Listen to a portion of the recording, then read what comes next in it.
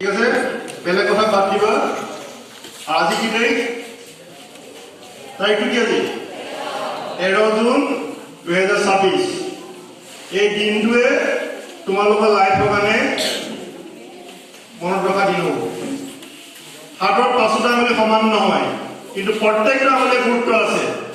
এটা আঙুলি যদি কিবা কাৰণ নাথাকে তেতিয়া আমি ভালদৰে কাম কৰিব নোৱাৰিম। আমাৰ সমাজৰ সকলো শ্ৰেণীৰ ব্যক্তি আৱশ্যক আছে।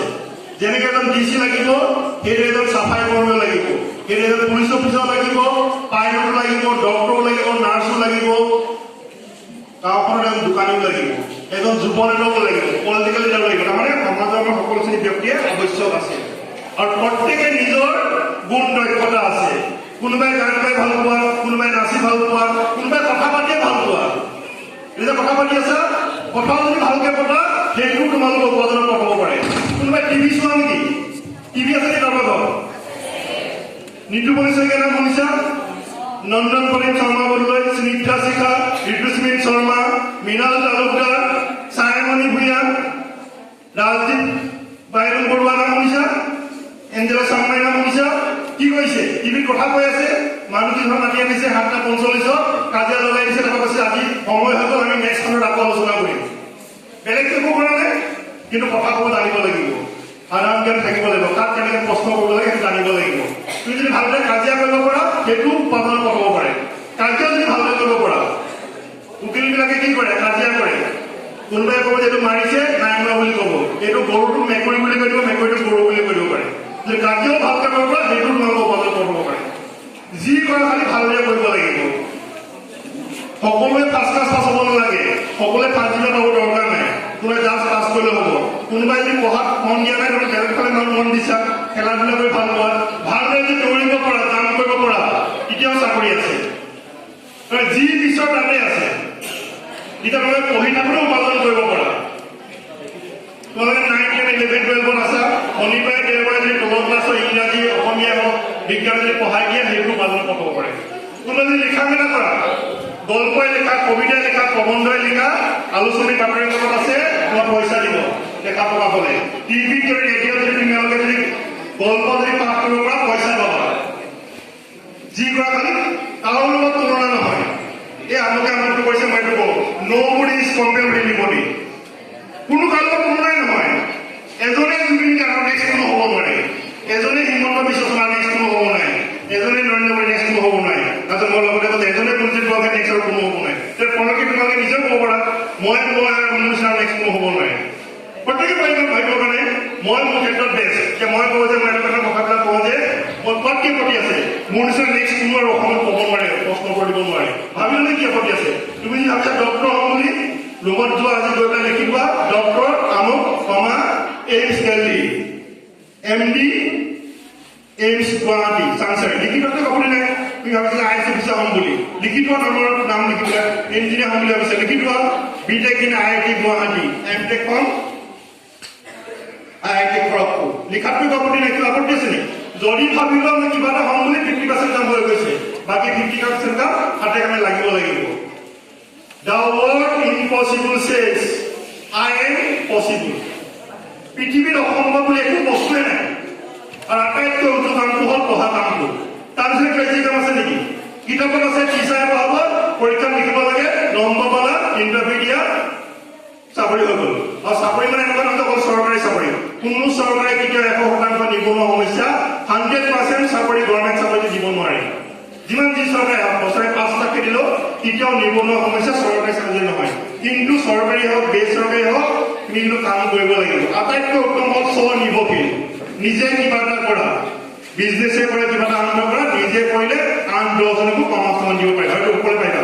আৰু আজিকালি চৰকাৰী চাকৰি যোগেদিও সৎপথত থাকি পেলাই ধনী হ'ব নোৱাৰে। সঁচা অৰ্থ যিমান খোৱা বস্তু দাম বাঢ়িছে, যিমান পাৰে আমি বেলেগ বেলেগ ইনকম চ'ৰ্চৰ পৰা আমি উপাৰ্জন কৰাৰ চেষ্টা কৰিব লাগিব। অকল এটাতে ফিক্স হৈ থাকিলে নহ'ব, আৰু সেইটো সকলোৱে পাৰিবা।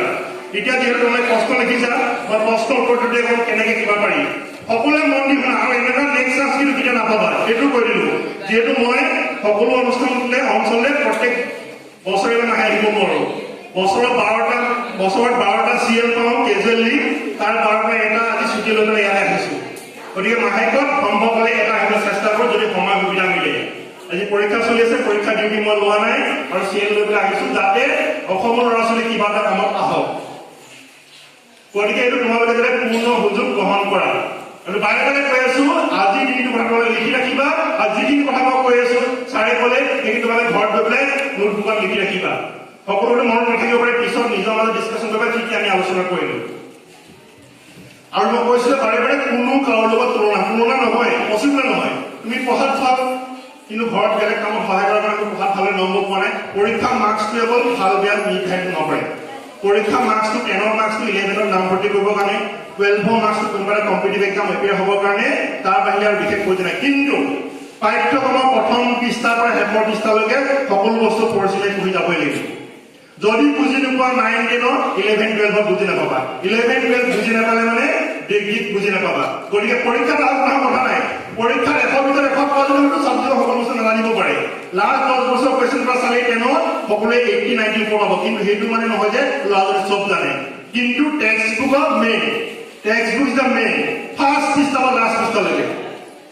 এতিয়া বিভিন্ন ধৰণৰ প্ৰতিযোগিতামূলক পৰীক্ষা হয়। তোমালোকে ডিগ্ৰী পাছ কৰা বা হাই ছেকেণ্ডাৰী পাছ কৰা যিবিলাক চাকৰিৰ কাৰণে এডভাৰটাইজমেণ্ট ওলাব, এপ্লাই কৰিলে এতিয়া অসম চৰকাৰে যদি ৰিচেণ্টলি ডাইৰেক্ট ৰিক্ৰুটমেণ্ট কৰিছিলে 3rd গ্ৰেড আৰু 4th গ্ৰেড চাকৰিৰ কাৰণে, তাৰ যদি কুৱেশ্যন পেপাৰ চোৱা তেতিয়া লিখিব যে 50% কুৱেশ্যন আহিছে ক্লাছ 1ৰ পৰা 10ৰ ভিতৰত। তোমালোকে পিছত আৰ্টছতে পঢ়া, ছায়েন্সতে পঢ়া, 10 লেভেললৈকে ছায়েন্স মেথছ সবে জানিবই লাগিব। ইংলিছটো সকলোৱে জ্ঞান থাকিব লাগিব, আনকি মাতৃভাষাও জ্ঞান থাকিব লাগিব। তোমালোকৰ অসমীয়া হ'লে অসমীয়া মাতৃভাষা জ্ঞান। তোমালোকে কুৱেশ্যন পেপাৰলৈ চোৱা দেখিবা যে A+B² কি, আনকি জুবিন গাৰ্গৰ চিনেমা নামৰ বিষয়ে যে সাধাৰণ জ্ঞান লাগিব, দুটা ভাগত সাধাৰণ জ্ঞান আমি ভাগ কৰিব পাৰে। এটা প্ৰপাৰ ট্ৰেডিশ্যনেল জেনেৰেল নলেজ, পৰম্পৰাগত সাধাৰণ জ্ঞান কোনবিলাক, ক্লাছ 1 পৰা 10 যি ছাত্ৰীয়ে পঢ়িছে সেইখিনি সকলোৱে জানিব লাগিব। পিছত আৰ্টছত পঢ়া, ছায়েন্সত পঢ়া, কমাৰ্চত পঢ়া কথা নাই, তেওঁলোকে সকলোৱে জানিব লাগিব। আনটো হ'ল কাৰেণ্ট এফেয়াৰ্ছ, সাম্প্ৰতিক ঘটনা প্ৰবাহ। আজি ৰাজ্যখনৰ বিভিন্ন প্ৰান্তত কি ঘটি আছে, পৃথিৱীৰ বিভিন্ন প্ৰান্তত কি ঘটি আছে, এইবিলাক ক'ত গম পাবা? গধূলি টিভি নিউজত দিব, ৰেডিঅ' নিউজত দিব, কাইলৈ বাতৰি কাকতত আহিব। কাৰোবাৰ ঘৰত বাতৰি কাকত ৰাখে নেকি? নিউজ পেপাৰ আছে নেকি কাৰোবাৰ ঘৰত? নিউজ পেপাৰ ৰাখে নেকি কাৰোবাৰ ঘৰত? হাত দেখা কি পেপাৰ ৰাখে? অসমীয়া খবৰ। আৰু কাৰোবাৰ ঘৰত ৰেডিঅ' আছে নেকি কাৰোবাৰ ঘৰত? ৰেডিঅ' ৰেডিঅ' কাৰোবাৰ ঘৰত আছে? ৰেডিঅ' মোবাইল কাৰোবাৰ ঘৰত আছে? হাত দেখা মোবাইল। তোমালোকে মোবাইল ইউজ কৰা নেকি কোনোবাই? মোবাইল কোনে কোনে ইউজ কৰা? হাত দেখা। মই কম কি কাৰণে ভাবিব কৈছো, ঠিক আছে? যিহেতু কভিডৰ পিছৰ পৰা সকলোৰে ঘৰত এটা স্মাৰ্ট মোবাইল ফোন আছে। কভিডৰ পিছৰ পৰা আগতে নাছিলে যদিও যিহেতু দৰকাৰ হ'ল অনলাইন ক্লাছ কিবা কিবি হোৱাটছএপত মেছেজ পঠাব লাগে। এতিয়া সেই হোৱাটছএপৰ মেছেজটো এতিয়াও টিচাৰে পঠাই থাকে, ক্লাছত পঢ়া হ'লে হোৱাটছএপতে পঠাই দিয়ে যে ইয়াত দি দিছো তোমালোকে চাই ল'বা। এতিয়া কথাটো হ'ল তোমালোকে প্ৰত্যেকে আজি ঘৰত গৈ পেলাই অল ইণ্ডিয়া ৰেডিঅ' এপটো গুগল প্লে ষ্ট'ৰৰ পৰা ডাউনলোড কৰি ল'বা। অল ইণ্ডিয়া ৰেডিঅ' ইংৰাজী, অসমীয়া, হিন্দী নিউজটো সদায় শুনিবা। অল ইণ্ডিয়া ৰেডিঅ' এপটো ইংৰাজী, অসমীয়া, হিন্দী নিউজটো সদায় শুনিবা। সেইটো পঢ়ি থাকিলেও শুনি থাকিবা, যিহেতু পৰীক্ষাৰ অহা পৰ্যন্ত শুনিব নালাগে। এনে লগাই থবা সেই টাইমটোত কিনো ঘটিছে, কি ঘটিছে, ইংৰাজী প্ৰনাউন্সিয়েশ্যনটো কেনেকৈ কৰে, হিন্দী প্ৰনাউন্সিয়েশ্যন কেনেকৈ কৰে, শব্দবিলাক যিমান পাৰি নতুন নতুন শব্দৰ বিষয়ে গম পাবা, নতুন নতুন কথা গম পাবা, ইনফৰমেশ্যন গম পাবা। আৰু সপ্তাহত প্ৰত্যেক সপ্তাহতে কাৰেণ্ট টপিকৰ ডিছকাশ্যন হয়, কি ইংৰাজীটো হয়, হিন্দীটো হয়, সেই ডিছকাশ্যনবিলাক শুনিবা। প্ৰধানমন্ত্ৰী বিদেশ ভ্ৰমণ গৈছে, তাত কি কি আলোচনা কৰিলে সেইবিলাক বিষয়বিলাক ঠিক ৰেডিঅ' ডিছকাশ্যনবিলাকত দিয়ে। মই টিভি কি কাৰণে চাব পৰা নাই, টিভি হ'লে চাই থাকিব লাগিব, ৰেডিঅ' হ'লে বেলেগ কাম কৰি থাকিলেও শুনি থাকিব পাৰি। পৰীক্ষা কৰাৰ পাছত শুনিব নালাগে। এটা নতুন শব্দই শিকিলা, এটা নতুন কাৰণেই শুনিলা। এতিয়া বোলে প্ৰধানমন্ত্ৰী কি কি দপ্তৰ আছে বাহিৰে, শিক্ষামন্ত্ৰী কোন হ'ল, স্বাস্থ্যমন্ত্ৰী কোন হ'ল, সেইবিলাক ক'ত পাবা? ক'ৰবাত মিটিঙত গৈছে স্বাস্থ্যমন্ত্ৰী আমাক কথা ক'লে, সেই কথাবিলাক তোমালোকে নোট কৰি ৰাখিবা এখন নোটবুক লৈ পেলাই। আৰু তোমালোকৰ য'ত যি বিদ্যালয় কৈছে বিদ্যালয়বিলাকে এখন বাতৰি কাকত ৰাখে। ডেইলি নহয় মানে সপ্তাহত এদিন গৈ পেলাই বাতৰি কাকতৰ প্ৰথম পৃষ্ঠাৰ পৰা শেষৰ পৃষ্ঠালৈকে চকু ফুৰাবা। তাৰপিছত উল্লেখযোগ্য কথাবিলাক তোমালোকে এখন নোটবুক লৈ লিখি ৰাখিবা। হিমা দাসৰ নাম শুনিছানে কোনোবা? হিমা দাস, লাভলীনা বৰগোহাঁই, ৰীমা দাস, পূৰ্ণিমা বৰ্মন, এইবিলাক নাম শুনিছা? এইবিলাক কিহৰ কাৰণে বিখ্যাত, কি কাৰণে বিখ্যাত, কি এৱাৰ্ড পাইছে, সেইবিলাক বাতৰি কাকত নাহে। তোমালোকে সেইবিলাক কথা নোটবুকত লিখি ৰাখিবা। ৰিয়ান পৰাগ দাস নাম শুনিছা? কিহৰ কাৰণে বিখ্যাত? ক্ৰিকেটাৰ। গতিকে এই ক্ৰিকেটাৰ কোন ক্ৰিকেটত কোন টিমত খেলিছে, কিমান ৰান কৰিছিলে, সেইবিলাক ক'ত পাবা? বাতৰি কাকতত লিখা থাকে। গতিকে সেইবিলাক নোট ৰাখিবা।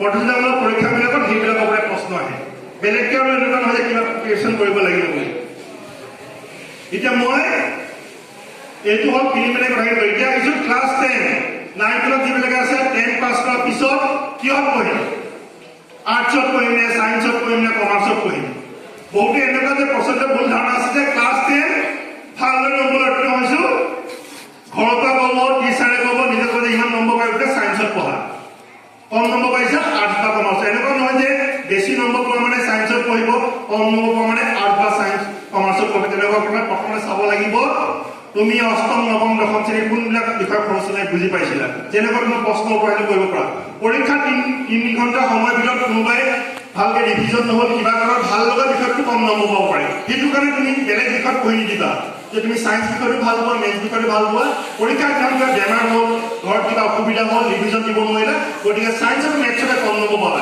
সেইকাৰণে যে তুমি আৰ্টছত বা কমাৰ্চত কৰিবা তেনেকুৱা কথা নহয় তুমি যদি বিষয়টো ভাল পোৱা কথাবিলাক বুজিবা তেতিয়াহ'লে তুমি সায়েন্সতে নামভৰ্তি কৰিবা কিন্তু এনেকুৱা নহয় যে যিখন শিক্ষানুষ্ঠানত নামভৰ্তি কৰিম বুলি ভাবিছিলা এখন নাপালা শিক্ষানুষ্ঠানটো বহুত আছে তোমালোকৰ ভৱিষ্যতে শিক্ষানুষ্ঠানতে কৰ্মসংস্থাপন সুবিধা নকৰে সুবিধা কৰিব তোমাৰ ভাল লগা বিষয়টো পঢ়িলেহে ভৱিষ্যতে তোমাৰ আগুৱাই যোৱাত সহায় হ'ব কিবা ভাল লগা বিষয়টা পঢ়ি দিলে তোমাৰ মন বহিব জানো কামটো মন নবহিব গতিকে তুমি কম নম্বৰ পালেও তুমি যদি যিখন শিক্ষানুষ্ঠানৰ সুবিধা পোৱা তুমি বিজ্ঞান বিষয়ত পঢ়িম বুলি ভাবিছা তুমি বিজ্ঞান শাখাটোতে নামভৰ্তি কৰিবা তাৰপিছত প্ৰত্যেকে আজৰি সময়ত কৰি ভাল পোৱা কাম আছে মই কৈছোঁ সেইটো এৰি নিদিবা কেতিয়াও বোৰ্ডে 9-10 পোৱাৰ লগে কয় যে এতিয়া গান খেলা ধূলা বন্ধ এতিয়া পৰীক্ষা দিব লাগিব তেনে ভালদৰে পঢ়িব লাগিব 24 ঘণ্টা কোনো পঢ়া শুনা কৰিব দৰকাৰ নাই ফিজিকেলি ফিট হ'বলৈ হ'ব লাগিব যদি স্বাস্থ্য ঠিকে নাথাকে তেতিয়া যিমান পঢ়া শুনা কৰিলে মিছা স্বাস্থ্য মানে ফিজিকেল ফিট মেণ্টেলি ঠিকে থাকিব মানসিকভাৱে সুস্থ হৈ থাকিব লাগিব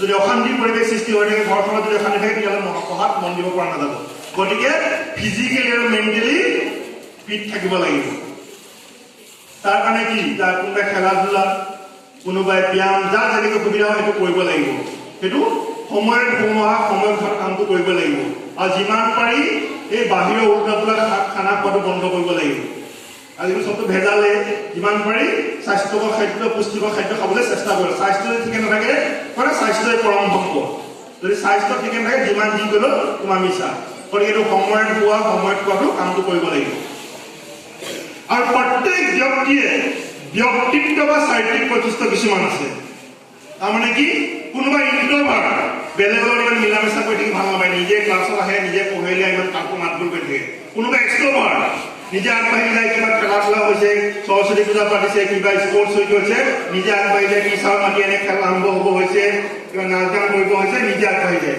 কোনোবা ছ'চিয়েল সমাজৰ কাৰণে কাম কৰি ভাল পায় কোনোবা আৰ্টিষ্টিক শৈল্পিক মন ঘৰখনকে সজাই মেলি ভাল পায় কোনোবা ইনভেষ্টিগেটিভ ক্লাছত টিচাৰ ইণ্ডিয়ান কুৱেশ্যন সুধি থাকে উল্টা পুল্টা টিচাৰ খং উঠি যায় ছাৰ এইটো কেনেকৈ হ'ল মেডাম এইটো কেনেকৈ হ'ল এইটো নহ'লে কেনেকৈ হ'ল কি মানে ইণ্ডিয়ান কুৱেশ্যন জানিবলৈ বিচাৰি থাকে মানে কোনোবা হ'ল ৰিয়েলিষ্টিক বাস্তৱধৰ্মী যি আহিলে পৰিস্থিতি আগবাঢ়ি যাব একো চিন্তা কৰি নাথাকে যিমান যি হওক প্ৰব্লেম হ'ব কোনোবা কনভেনশ্যনেল হ'ব যি আছে দেখা যাব সেইটো তোমালোকে নিজে জানিবা তোমালোক ছ'চিয়েল নে আৰ্টিষ্টিক ৰিয়েলিষ্টিক নে কনভেনশ্যনেল নে ইনভেষ্টিগেটিভ ইণ্ট্ৰভাৰ্ট এক্সট্ৰভাৰ্ট তোমালোকে নিজে জানিবা এতিয়া সেই বস্তুবিলাক যেতিয়া দশম শ্ৰেণী উত্তীৰ্ণ হ'ব সেইটো চাব লাগিব মই বিজ্ঞান শাখাত পঢ়িম বিজ্ঞান বিষয়ত ভাল পাওঁ মই কোনবিলাক বিষয়ত পঢ়িলে মানে মোৰ নিজৰ ব্যক্তিত্ব হবিটো চলাই নিব পাৰিম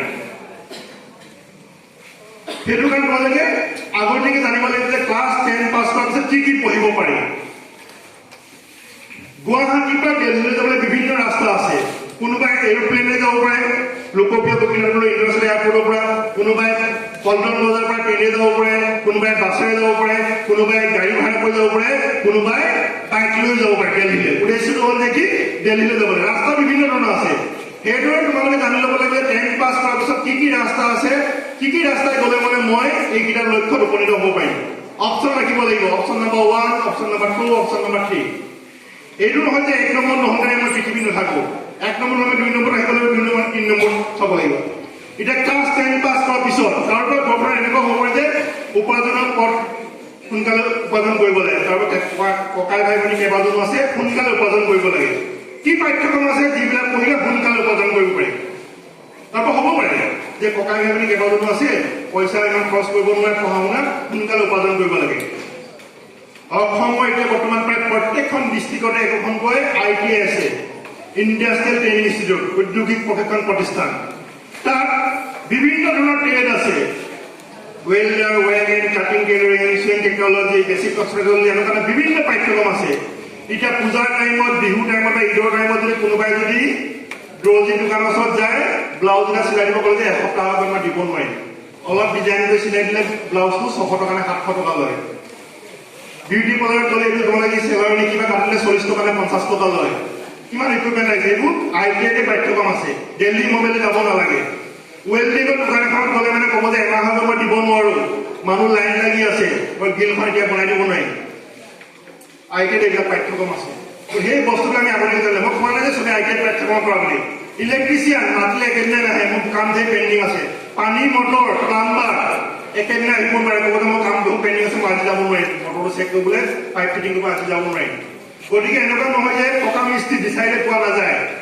গতিকে আমি কামৰ কোনো সৰু নাই কাম কৰিব লাজ কৰিব নাই সেইটো যদি আমি ভাবি লওঁ তেতিয়া আমাৰ বহুত সমস্যা মানে সমাধান হৈ থাকিব কোভিডৰ পিছত হৈছে অসমত কাম কৰিবলৈ লাজ কৰে সৰু বুলি আমাৰ অসমত কেনেকুৱা কাম কৰিলে মানে চৰকাৰী চাকৰি কৰিলে চাকৰি কৰা বাকীবোৰ আমি ইমান গুৰুত্ব নিদিওঁ কিন্তু কোভিডৰ পিছৰ পৰা সকলোৱে নিজৰ নিজৰ অঞ্চলত ঘূৰি আহিবলৈ বাধ্য হ'ল সকলোৱে নিজৰ নিজৰ অঞ্চলতে ব্যৱসায় বাণিজ্য কৰিবলৈ ষ্টাৰ্ট কৰিছে আমাৰ পৰিস্থিতি কাৰণে বাধ্য হৈছে গতিকে কামৰ কোনো সৰু নাই কাম কৰিব লাজ কৰিব নালাগে কোনো তোমালোকক এটকা কিনে নিদিয়ে তুমি কষ্ট কৰিলে এদিন ফলটো পাবাই কাৰোবাৰ হয়তো সোনকাল কাৰোবাৰ হয়তো দেৰি হ'ব পাৰে এতিয়া কৈছো কাৰোবাৰ যদি ঘৰত সোনকালে উপাৰ্জন কৰিবলৈ তেতিয়াহ'লে তোমালোকে ঔদ্যোগিক প্ৰশিক্ষণ প্ৰতিষ্ঠান ITI বিভিন্ন ট্ৰেডত যাতে ইণ্টাৰেষ্ট থাকে মই কোৱা নাই যে তোমালোকে ইলেক্ট্ৰিচিয়ান হোৱা প্লাম্বাৰ হোৱা বেচিক হস্পিটেলজি শিকি লোৱা বা সুইং টেকনলজি মই কোৱা নাই তোমালোকে যে ইণ্টাৰেষ্ট আছে তোমালোকে সেইটো কৰিব পাৰা তাৰপিছত আৰু অলপ দীঘলীয়া সময় কাৰণে 3 বছৰমানলৈকে কৰিব পাৰিলে পলিটেকনিক এতিয়া অসমৰ প্ৰায় প্ৰত্যেকখন ডিষ্ট্ৰিক্টতে আজিকালি এখন পলিটেকনিক আছে পলিটেকনিকত 3 বছৰীয়া ডিপ্ল'মা পাঠ্যক্ৰম mechanical electrical electronics computer science information technology textile design textile এনেকুৱা বিভিন্ন ধৰণৰ পাঠ্যক্ৰম পলিটেকনিকৰ নাম সুধিব পাৰে কি লাগে ক্লাছ 10ৰ মেথছ আৰু সায়েন্সৰ বিজ্ঞান আৰু গণিতৰ ওপৰত নম্বৰৰ ভিত্তি কৰি পেলাই পলিটেকনিকৰ নাম ভৰ্তি কৰিব 3 বছৰীয়া পাঠ্যক্ৰম ডিপ্ল'মা আৰু পিছত পঢ়ো বুলি ক'লে লেটাৰ ইলেক্ট্ৰিক যোগেদি ইঞ্জিনিয়াৰিঙৰ ডিগ্ৰী কোৰ্চটো পঢ়িব পাৰি ছেকেণ্ড ইয়েৰৰ অসমৰ পৰা দুজন চেন্ট্ৰেল মিনিষ্টাৰ আছে জানাম নেকি নাম কোন কোন মোদী গভৰ্ণমেণ্টৰ চেন্ট্ৰেল মিনিষ্টাৰ চেন্ট্ৰেল গভৰ্ণমেণ্টৰ দুজন মিনিষ্টাৰ আছে কেন্দ্ৰীয় মন্ত্ৰী হোৱা জানো নেকি কোনোবাই মন্ত্ৰী দুজন কোন কোন অসমৰ অমান্য সোণোৱাল আৰু নেক্সট জন আৰু নেক্সট অলৰেডি আছে আৰু এজন আছে না গোটেই পৃথিৱী ভ্ৰমণ কৰি আছে সেইজনে অলপ হিন্টটো দিছো পবিত্ৰ মাৰ্ঘেৰিটাই আমবাৰীত আছে টেক্সটাইল ইনষ্টিটিউটৰ পৰা ডিপ্ল'মা কৰিছে পবিত্ৰ মাৰ্ঘেৰিটা আৰু সেই ডিপাৰ্টমেণ্টৰ এতিয়া state minister textile department textile reference textile ডিপাৰ্টমেণ্টৰ যি ডিপাৰ্টমেণ্টত পঢ়িছিলে সেই ডিপাৰ্টমেণ্টৰ ষ্টেট লেভেলৰ মন্ত্ৰী সভাৰ ষ্টেট মিনিষ্টাৰ আৰু এক্সটাৰ্নেল এফেয়াৰ্ছ তাৰপিছত নাই বোলে মই ITI নপঢ়ো পলিটেকনিক নপঢ়ো মই এতিয়া ডিগ্ৰী পঢ়ো ডিগ্ৰী বিভিন্ন ধৰণৰ ডিগ্ৰী আছে এতিয়া প্ৰথম কাল তোমালোকে কলা নে বাণিজ্য নে বিজ্ঞান শাখাত পঢ়িব মন গৈছে তোমালোকে নিজে সিদ্ধান্ত গ্ৰহণ কৰিবা শিক্ষকৰ লগত পাতিবা অভিভাৱক আলোচনা কৰি পেলাই মোৰ এইটো ছাবজেক্ট ভাল লাগে মই এনেকুৱা ধৰণৰ কাম কৰি ভাল পাওঁ মোৰ ব্যক্তিত্ব এনেকুৱা ধৰণৰ গতিকে মই এই ব্যক্তিত্ব মোৰ এনেকুৱা ভাল লগা বিষয় পঢ়িলে মই কোনকেইটা বিষয় পঢ়িব পাৰিম আৰু এতিয়া নেশ্যনেল এডুকেশ্যন পলিচিৰ পৰা লাহে লাহে কলা শাখা বাণিজ্য শাখাৰ ধাৰণাটো কমি আহিব ধৰিছে এতিয়া বিষয় ভিত্তিক তুমি কলা শাখাত পঢ়িলেও বিজ্ঞান বিষয় ল'ব পৰা যদি শিক্ষানুষ্ঠানত আছে বিজ্ঞান শাখাত পঢ়িলেও ইচ্ছা কৰিলে কলা শাখাৰ বিষয় চিলেক্ট কৰিব পাৰা এতিয়া 10ম শ্ৰেণী উত্তীৰ্ণ হ'লা মই বিজ্ঞান শাখাতে পঢ়িম বিজ্ঞান শাখাত পঢ়া মানে অকল এনেকুৱা এটা পঢ়ে বিজ্ঞান শাখাত ছায়েন্সত পঢ়িছে মানে কি ডক্টৰ ইঞ্জিনিয়াৰ বিজ্ঞান শাখাত পঢ়া মানে অকল ইঞ্জিনিয়াৰ ডক্টৰ হোৱা নহয় আৰু ডক্টৰ মানে অকল MBBS নহয় চিকিৎসা বিজ্ঞানৰ জড়িত আৰু বহুত পাঠ্যক্ৰম আছে MBBS BDS ayurvedic homeopathic nursing NNM GNM pharmacy degree diploma paramedical courses laboratory technician physiotherapy optometry এনেকুৱা 15-20টামান পেৰামেডিকেল পাঠ্যক্ৰম আছে তাৰপিছত indirectly medical representative hospital management এইবিলাকৰ চিকিৎসা বিজ্ঞানৰ লগতে জড়িত পাঠ্যক্ৰম এতিয়া এমবিবিএছ বিডিএছ আয়ুৰ্বেদিক হোমিওপেথিক পঢ়িবৰ কাৰণে নীট নামৰ এটা পৰীক্ষা এপ্লাই হ'ব লাগিব নেশ্যনেল এলিজিবিলিটি কাম এন্ট্ৰেন্স টেষ্ট এইটো পৰীক্ষাটো হ'ব নেশ্যনেল লেভেলত কিন্তু অসমৰ ল'ৰা ছোৱালীৰ কাৰণে 85% সিটটো অসমৰ ল'ৰা ছোৱালীৰ পৰাই মেৰিট লিষ্টটো প্ৰিপেয়াৰ হ'ব আৰু 50% ৰেংকিংটো আহিব নেশ্যনেল লেভেলৰ পৰা আৰু তাত যদি পোৱা 50% ৰেংকিঙৰ ভিতৰত তেতিয়াহ'লে মানে এইমছ চাংচাৰী চাংচাৰী দেখিছা এইমছখন তুমি দেখিছা চাংচাৰী এইমছ আছে দেখা নাই এইফালে যাওঁতে ক'ৰবাত দেখিছা কোনোবাই তাত পঢ়িব সুবিধা পাবা দিল্লী এনজা যদি 15% ৰেংকিঙৰ ভিতৰত যদি আহে অল ইণ্ডিয়া লেভেলত তেতিয়াহ'লে তাতো পঢ়িবলৈ সুবিধা পাবা নহ'লে Assam medical college Jorhat medical college Tezpur medical college নহ'লে গুৱাহাটী মেডিকেল কলেজ এইবিলাকত পঢ়া সুবিধা পাবা তাৰপিছত নাৰ্ছিং আছে বিএছচি নাৰ্ছিং তাৰপিছত মই কৈছোঁ যে পেৰামেডিকেল কোৰ্চ সেইটো হ'ল চিকিৎসা বিজ্ঞানৰ লগত জড়িত তাৰপিছত ইঞ্জিনিয়াৰিং টপ কষ্ট ইঞ্জিনিয়াৰিং কলেজ হ'ল IIT নৰ্থ গুৱাহাটীত আছে কোনোবাই দেখিছা নেকি নৰ্থ গুৱাহাটীত IIT কেতিয়াবা কিবা কম্পিটিশ্যন চম্পিটিশ্যন হৈ থাকে সুবিধা পালে তোমালোকে যাবা ঠিক আছে IIT খন হ'ল ইণ্টাৰনেশ্যনেল লেভেলৰ এখন ইনষ্টিটিউট IIT নৰ্থ গুৱাহাটীত আছে এতিয়া IIT চিট পাবৰ কাৰণে 12 পাছ কৰাৰ পিছত তোমালোকে JEE মেইনছ নামক কোৱালিফাই কৰা এডভান্স কোৱালিফাই কৰিব লাগিব IIT চিট পাব হ'লে তাত যেনেকৈ ডিপ্ল'মা ক'লো মই বেলেগ বেলেগ পাঠ্যক্ৰম থাকোঁ mechanical electrical electronics computer science petroleum technology বা বায়'টেকনলজি এনেকুৱা ধৰণৰ বিভিন্ন ধৰণৰ পাঠ্যক্ৰম আছে এইটো হ'ল ইণ্ডিয়াৰ টপ মোষ্ট ইঞ্জিনিয়াৰিং ইনষ্টিটিউট তাৰ তলৰ ৰেংকিং ইঞ্জিনিয়াৰিং কলেজবিলাক কি হ'ল NIT national institute of technology শিলচৰত আছে অসমত তাত চিট পাবলৈ কি কৰিব লাগিব JEE মেথছ কোৱালিফাই কৰিলে হ'ব আৰু ভালদৰে যদি নম্বৰ পায় তেতিয়াহ'লে নিজৰ ইচ্ছামতে NIT আৰু ব্ৰাঞ্চটো চিলেক্ট কৰিব পাৰিবা প্ৰথমতে আগতীয়াকৈ ভাব চুজ কৰিব পাৰিবা যে মই মেকানিকেলতে পঢ়িম মই ইলেক্ট্ৰিকেল পঢ়িম মই ইলেক্ট্ৰনিক্সতে পঢ়িম ভাল নম্বৰ পালে আগতে বস্তুবিলাক চিলেক্ট কৰিব পাৰিবা ওপৰৰ নাম্বাৰটো আহি থাকিব এতিয়া IIT ভাল নম্বৰ পালে তুমি নিজে চিলেক্ট কৰিব পাৰিবা IIT গুৱাহাটীত পঢ়িবা নে IIT কানপুৰত পঢ়িবা নে IIT খড়গপুৰত পঢ়িবা নে সেইটো তুমি নিজৰ মতে চিলেক্ট কৰিব পাৰিবা তাৰপিছত অসম চৰকাৰৰ ইঞ্জিনিয়াৰিং কলেজৰ কাৰণে Assam science and technology university জালুকবাৰীত আছে তেওঁলোকে এটা কণ্ডাক্ট কৰে কম্বাইণ্ড এণ্ট্ৰেন্স এক্সাম CEE সেইটোত কোৱালিফাই কৰাৰ পিছত Assam engineering college Jorhat engineering college Dhemaji engineering college Golaghat engineering college এইবিলাকত নামভৰ্তি কৰিব পাৰি তাৰপিছত কোনোবাই বোলে নাই বোলে গভৰ্ণমেণ্টৰ IIT নাপালা NIT নাপালা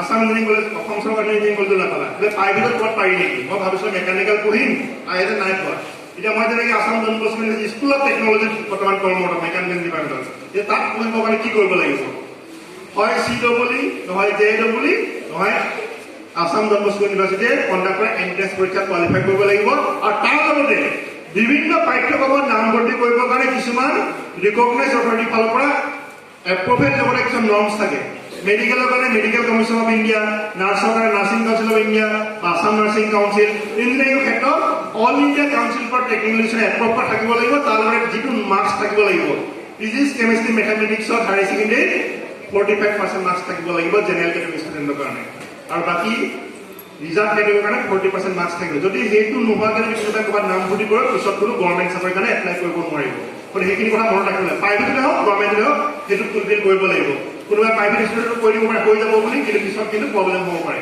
গতিকে সেইখিনি ইনফৰমেশ্যন ক'ত চাব লাগিব অল ইণ্ডিয়া কাউন্সিল ফৰ টেকনলজিৰ ৱেবছাইটত গৈ চাব লাগিব তাৰপিছত অসমত আগতে এখন এগ্ৰিকালচাৰ ইউনিভাৰ্চিটি আছিলে এতিয়া দুখন কৰিছে কাৰণে আসাম এগ্ৰিকালচাৰ ইউনিভাৰ্চিটি যোৰহাটত আছে তাৰপিছত খানাপাৰাত থকা ভেটেনাৰী কলেজখন Assam veterinary science and fishery science ইউনিভাৰ্চিটিলৈ কনভাৰ্ট কৰিছে তাৰ অধীনত ফিচাৰী আৰু ভেটেনাৰী চায়েন্সটো হ'ব এইখন আণ্ডাৰত আৰু এগ্ৰিকালচাৰ ইউনিভাৰ্চিটিৰ আণ্ডাৰত কি হ'ব agriculture BSc community science horticulture sericulture সেইটো হ'ল higher secondary science physics chemistry biology থকা পিছত বায়'লজি কম্পালচৰি কমাৰ্চ এগ্ৰিকালচাৰ লাইনত পঢ়িবৰ কাৰণে ইঞ্জিনিয়াৰিঙৰ কাৰণে মেথামেটিক্সটো কম্পালচৰি কিন্তু পৰাপক্ষত চায়েন্সত পঢ়িলে ফিজিক্স কেমেষ্ট্ৰি বায়'লজি মেথামেটিক্স গোটেইকেইটা লৈ ল'লে ভাল হয় কিছুমান এনেকুৱা ছাবজেক্ট আছে যিবিলাক মেথামেটিক্স হ'লেহে বুজি পোৱা যাব এতিয়া মেডিকেল লাইনতো মেথামেটিক্স ভালদৰে বুজি পালেহে মেডিকেলৰ বস্তুবিলাক ভালদৰে বুজি পোৱা যাব গতিকে পৰাপক্ষত চায়েন্সত যদি কোনোবাই পঢ়িম বুলি ভাবিছে নহ'লে ফিজিক্স কেমেষ্ট্ৰি মেথামেটিক্স বায়'লজি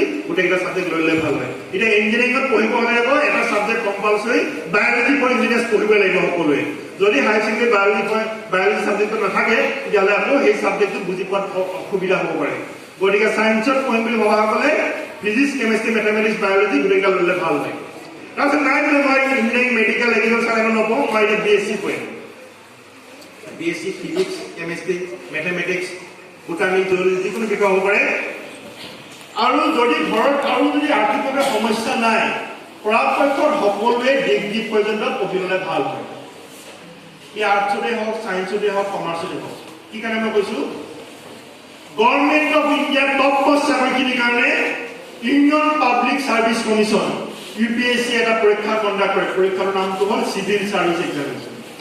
তাৰ পৰা কি কি কুৱেশ্যন পাব পাৰি, Indian electricity service, IS, Indian police service, Indian foreign service, তাৰমানে চেন্ট্ৰেল গভৰ্ণমেণ্টৰ বিভিন্ন ডিপাৰ্টমেণ্টৰ টপ পোষ্ট পজিশ্যনৰ চাকৰিখিনিৰ কাৰণে ইউনিয়ন পাব্লিক চাৰ্ভিচ কমিশ্যনে কণ্ডাক্ট কৰা চিভিল চাৰ্ভিচ এক্সামিনেশ্যনৰ যোগেদি এপইণ্টমেণ্ট হয়। তাৰপিছত তলৰ ৰেংকিং পজিশ্যনৰ কাৰণে চেন্ট্ৰেল গভৰ্ণমেণ্টৰ ষ্টাফ চিলেকশ্যন কমিশ্যনে কণ্ডাক্ট কৰে কম্বাইণ্ড গ্ৰেজুৱেট লেভেল এক্সাম।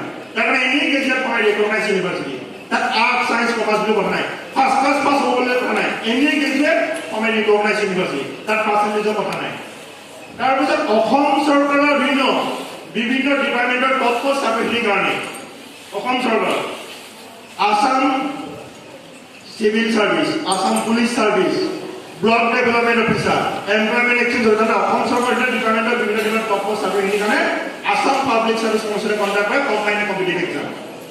তাৰপিছত বেংকবিলাক হিচাপে reserve bank, state bank, Canara bank, বেলেগ বেলেগ বেংকবিলাকৰ প্ৰভিজনাৰী অফিচাৰ, বেংকৰ ক্লাৰিকেল পজিশ্যনৰ কাৰণে এনি গ্ৰেজুৱেট, বেংকৰ ক্লাৰিকেল পজিশ্যনৰ কাৰণে এনি গ্ৰেজুৱেট, আৰু ইঞ্চুৰেঞ্চ কোম্পানীবিলাক LIC, অৰিয়েণ্টেল ইঞ্চুৰেঞ্চ, এইবিলাকৰ ডেভেলপমেণ্ট অফিচাৰ কাৰণে any graduate.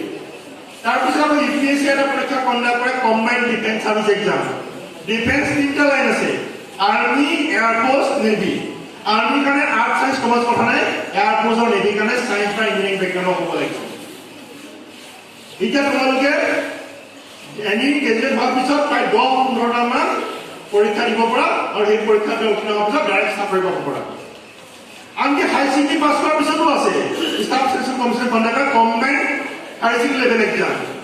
NDA, national defence academy, high secondary pass কৰাৰ পিছত আৰ্মি, এয়াৰফ'ৰ্চ, নেভিৰ কাৰণে তোমালোকৰ যিমান কোৱালিফিকেশ্যন হ'ব সেইমতে তোমালোকৰ চাকৰি দৰমহাটো হ'ব। এতিয়া মই ছায়েন্সৰ পৰা গৈ পেলাই এনি গ্ৰেজুৱেটত গৈ পেলাই ক'লোঁ যে civil service exam, combined competitive exam, combined graduate level exam, bank probationary officer, bank clerical position, insurance company, development officer. এতিয়া আহিছোঁ আৰ্টছত। এতিয়া বহুতে ক'ব পাৰে যে আৰ্টছত পঢ়া শুনা কৰি পেলাই চাকৰি বাকৰি আছে নাই। মই কৈছোঁ যদি ভালদৰে পঢ়া শুনা কৰা সকলোতে কৰ্মসংস্থাপন চলি আছে। এতিয়া আৰ্টছত পঢ়া হিচাপে কি কৰিব পাৰি আৰ্টছত? হাই ছেকেণ্ডেৰী পাছ কৰিলে আৰ্টছত পঢ়াৰ পিছত যিকোনো বিষয়ত আলোচনা তুমি পঢ়িব পৰা ডিগ্ৰী, ইকনমিক্সে কোৱা, হিষ্ট্ৰীয়ে কোৱা, পলিটিকেল চায়েন্সে কোৱা, এডুকেশ্যনে কোৱা, সাইকোলজিয়ে কোৱা, ইংৰাজীয়ে কোৱা, অসমীয়াই কোৱা, হিন্দীয়ে কোৱা কৰিব পৰা।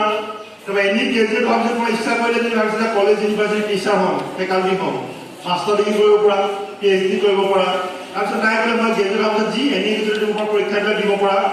তাৰপিছত তোমালোকে মোবাইলত কিবা চাৰ্চ কৰা নেকি গুগলত, এই বস্তু জানিবৰ কাৰণে, বিচাৰিবৰ কাৰণে কোনোবাই কৰা নেকি গুগলত? কৰা বিলাকে আছে কোনোবাই গুগলতে কিবা বিচাৰি পেলাই কিবা এটা কথা জানিবৰ কাৰণে। এতিয়া তোমালোকে গুগলত যদি অসমীয়াত লিখা মোৰ নামটো বলজিৎ বুলি, তেতিয়াহ'লে বলজিতৰ বিষয়ে ক'বলৈ কিবা ওলাই সেইটো গোটেইবিলাক ওলাই আহিব। এতিয়া জুবিন গাৰ্গ লিখিলে জুবিন গাৰ্গৰ অসমীয়াত লিখা কিবা কিবি কথাবিলাক ওলাই আহিব। এতিয়া গুগলৰ হেড অফিচত অসমীয়া ল'ৰা ছোৱালী পঢ়ি আছে। এতিয়া ছাৰে 2009 চনৰ ৰাষ্ট্ৰীয় গান মাতি আনিছিলে প্ৰথম, তেতিয়া ছাৰত গুৱাহাটী ইউনিভাৰ্চিটি ফোন কৰি আমি লগ হৈছিলোঁ 2009 চনত। গুগলৰ হেড অফিচত ৰাষ্ট্ৰীয় চৰকাৰ তেজপুৰ হয়, ছাৰে মাতিছিলে তেতিয়া মই IIT গুৱাহাটী আছিলোঁ 2009 চনত। এতিয়া অংক গ্ৰহত আহিছিলে কি বুলি কয় গুৱাহাটী ইউনিভাৰ্চিটি ইংলিছত পঢ়ি পেলাই এতিয়া গুগলৰ হেড অফিচত পঢ়ি আছে ৰাষ্ট্ৰীয় চৰকাৰ। আমি যে অসমীয়াত লিখিলে ইংৰাজীত ট্ৰান্সলেট হৈ যাব, ইংৰাজীত লিখিলে অসমীয়াত ট্ৰান্সলেট হৈ যাব। মোবাইলত আমি SMS কৰোঁ, অসমীয়াত লিখিব পাৰোঁ। টিভিত অসমীয়াত বিজ্ঞাপন দিলে ইংৰাজী বা হিন্দী থাকে, অনুবাদ কোনোবাই ভালে অনুবাদ কৰা, এটা পেজ অনুবাদ কৰিলে 1000 টকা পাব পৰা। তুমি যদি অসমীয়াৰ পৰা এখন কিতাপ ইংৰাজীত অনুবাদ কৰা, সেই কিতাপখন যদি গোটেই পৃথিৱীত যদি বিক্ৰী হয়, ইয়াৰ বেলেগ একো চাকৰি কৰিব নালাগে। এখন কিতাপৰ দাম যদি 100 টকা হয়, তুমি 10 টকা পাবা। গোটেই পৃথিৱীত যদি কিতাপখন যদি বিক্ৰী হয় কিমান টকা হ'ব তুমি? সেইকাৰণে যিটো কাম কৰা ভালদৰে কৰিব লাগিব। এতিয়া অসমৰ আদি ল'ৰা ছোৱালীয়ে অনুবাদ কৰি পেলাই পঢ়ি থকা ল'ৰা ছোৱালীয়ে 30,000 50,000 টকা দৰমহা পাই আছে আৰু সেইবিলাক ইনফৰমেশ্যন মই ল'ৰা ছোৱালীৰ পৰাই পাওঁ পঢ়ি আছে কিন্তু অনুবাদ কৰি পেলাই তুমি ভালদৰে যে কথা ক'ব পাৰা এংকৰিং এই যে মিটিংবিলাকত যে এংকৰ হয় বিহু ফাংচনে হওক বা কালচাৰেল প্ৰগ্ৰামে হওক এংকৰবিলাকে কিছুমান এংকৰ আছে national level international daily 50,000 1 lakh টকাও পায় মিটিংখন এংকৰৰ ওপৰতে নিৰ্ভৰ কৰে কেনেকৈ চলি যাব কোন দৰ্শক কোনে বক্তৃতা দিব কি ক'ব এংকৰ যদি ভালদৰে এংকৰিং যদি তুমি কোৱা এই টিভিত যে ক'লো যে এইবিলাক এংকৰে হয় মুখ্যমন্ত্ৰী চৈতাহৰ লাখ টকাৰ ওপৰত দৰমহা পাই আছে গতিকে তুমি যি কৰা ভালদৰে কৰিব লাগিব খালি কোনো বেলেগৰ লগত তুলনা কৰি পেলাই নহয় আৰু যদি ভাবি লোৱা প্ৰত্যেকে নিজৰ নামে নিজক পৰিচয় দিব চেষ্টা কৰিব লাগে কাৰোবাৰ পুতেক কাৰোবাৰ জীয়েক সেইটো কথা নহয় আৰু প্ৰত্যেকে পাৰিলে ভাল কাম কৰিব লাগে নোৱাৰিলে বেয়া কাম কৰিব লাগে তুমি যদি কিবা এটা বেয়া কাম কৰা তোমাৰ বিদ্যালয়খনৰ বদনাম হ'ব নিজৰ অঞ্চলটোৰ বদনাম হ'ব জিলাখনৰ বদনাম হ'ব ৰাজ্যখনৰ বদনাম হ'ব আৰু ৰাইট নাই জিলাখনৰ নিজৰ গাঁওখনৰ নিজৰ বংশ পৰিয়ালৰ নাম বদনাম কৰা গতিকে সেইটো আমি সকলোৱে ভাবিব লাগে পাৰিলে ভাল কাম কৰিব লাগে নোৱাৰিলে নাই এতিয়া মই যে কথাখিনি যে কৈ আছো মই কি কাৰণে এনেকুৱা ধৰণৰ কথা ক'ব কাৰণে আহিলোঁ কি কাৰণে মই এইবিলাক কথা ল'ৰা ছোৱালীৰ মাজত ক'বলৈ আগবাঢ়ি আহোঁ মোৰ ঘৰ ধেমাজি জিলাত এসময়ত ধেমাজি বিখ্যাত আছিলে বানপানীৰ কাৰণে টিভিত কাৰচিন মাৰি মাৰি দেখায় চমৰাজান বুলি এখন জেগা আছে তাত দলংখন মানে পানীয়ে উটুৱাই নিয়ে গতিকে কাৰচিন মাৰি দেখায় যে ধেমাজি ৰাজ্যখনৰ পৰা যোগাযোগ বিচ্ছিন্ন কিন্তু নাৱেদি আহি আমি পাহাৰলৈ অহা যোৱা কৰি থাকোঁ মই গুৱাহাটী ডিগ্ৰী কলেজত পঢ়িছিলোঁ যেতিয়া মই গুৱাহাটী ডিগ্ৰী কলেজত পঢ়িবলৈ গৈছিলোঁ তেতিয়া মই প্ৰথম শুনিছিলোঁ যে ঘৰটো বানপানীত ডুব যায় নে নাযায় যেতিয়া নাযায় বুলি ক'লে বিশ্বাস ভাবিছোঁ যে ধেমাজি মানে গোটেই বানপানী গোটেই অঞ্চলটোৱে ঘূৰাই থয় হয় কেইখনমান জেগা আছে বানপানী উটুৱাই নিয়ে সেইটো উটুৱাই নিয়া কথা আছে সকলোৱে কাৰোবাৰ পকেট গৰম হ'বৰ কাৰণে সেই কামটো বছৰে বছৰে চলি থাকে আৰু যদি মোক সুধিছিলে যে মই সাঁতুৰিব জানো নে নাজানো মই নাজানো বুলি ক'লে বিশ্বাস কৰা নাছিলে আৰু সেইটো মই পিছত বেলেগক ক'বৰ কাৰণে মই 3-মহীয়া প্ৰশিক্ষণ লৈ পেলাই সাঁতুৰিবৰ কাৰণে শিকিছিলোঁ সেইটো কম পৰিস্থিতি আহিছিলোঁ যেতিয়া মই ইঞ্জিনিয়াৰিং পঢ়িব গৈছিলোঁ মই ভাবিছোঁ যে ইঞ্জিনিয়াৰ ইঞ্জিনিয়াৰ হৈ গ'লোঁ আৰু পঢ়িব নাই যেতিয়া 2000 চনত মই ইঞ্জিনিয়াৰিঙৰ পৰীক্ষা দিছোঁ যোৰহাট ইঞ্জিনিয়াৰিং কলেজত একাডেমি যেতিয়া মই গম পালোঁ যে ইঞ্জিনিয়াৰিঙত মাষ্টাৰ ডিগ্ৰী পঢ়িব পাৰি অসমৰ 2খন চেণ্ট্ৰেল ইউনিভাৰ্চিটি আছে জানানে কি চেণ্ট্ৰেল ইউনিভাৰ্চিটি অসমৰ 2খন চেণ্ট্ৰেল ইউনিভাৰ্চিটি আছে জানা নেকি ষ্টেট ইউনিভাৰ্চিটি হ'ল Guwahati university Assam university Guwahati university Dibrugarh university এইবিলাক হ'ল state university Assam university Silchar আৰু তেজপুৰ ইউনিভাৰ্চিটি 2খন চেণ্ট্ৰেল ইউনিভাৰ্চিটি যেতিয়া এমটেক কৰিবৰ কাৰণে তেজপুৰ ইউনিভাৰ্চিটিৰ সুবিধা পালোঁ তেতিয়া মই গম পালোঁ যে ইঞ্জিনিয়াৰিঙত PhDও কৰিব পাৰি যেতিয়া 2005 চনত মই IIT গুৱাহাটীত PhD কৰিব আহিলোঁ তেতিয়া মই IIT Indian institute of technology ভাবিছোঁ তাৰ পৰা ইঞ্জিনিয়াৰিং কোৰ্চ আছে তাত যে ফিজিক্স কেমেষ্ট্ৰি মেথামেটিক্সৰ MSc কোৰ্চ আছে MA in development study agriculture কৰিব পাৰি আৰু PhD যিকোনো শাখাতে কৰিব পাৰি মই IIT টো গম পাইছোঁ তেতিয়া দেখিছিলোঁ যে IIT গুৱাহাটীত BTech ল'ৰা ছোৱালী কম আছে অসমত MTech কম আছে